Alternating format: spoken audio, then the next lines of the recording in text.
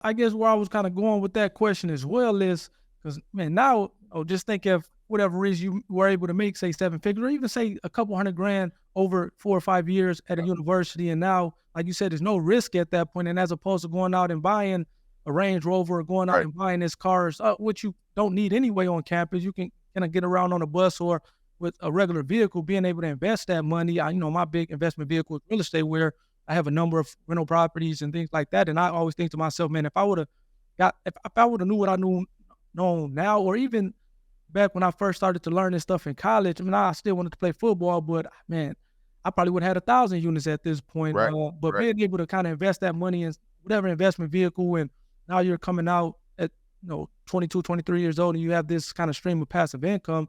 That life is, I don't want to say becomes easier at that point, but you have done things in the right way to the point where now you're able to kind of benefit some of the fruits of the labor if you do invest those things correctly, and not kind of spend them on things that you're not going to care about once you're done with college or done playing ball.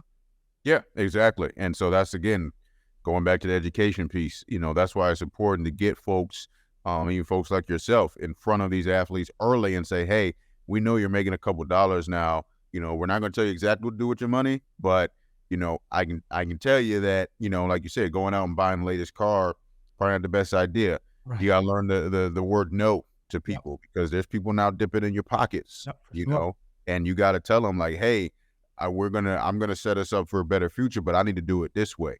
I need to make sure I'm investing now, for the future. And so the earlier, like you said, that they learn that and pick up on that, the better.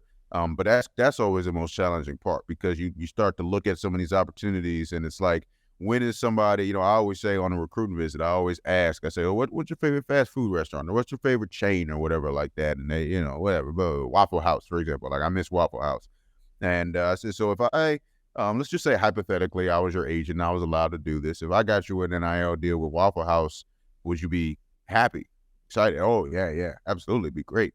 And I was like, okay, that's cool, but what if you own the Waffle House? Yep. End of the day. And they're like, what do you mean? And I said, what if you own the franchise? Nothing says you can't do that. Yep. At the end of the day, there's no rule against owning a franchise. And guess what?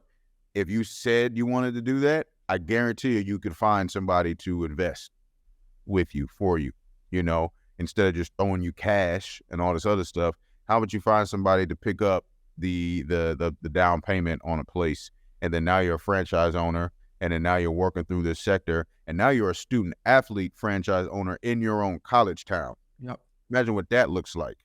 Okay. But do you think anybody's done that yet? No.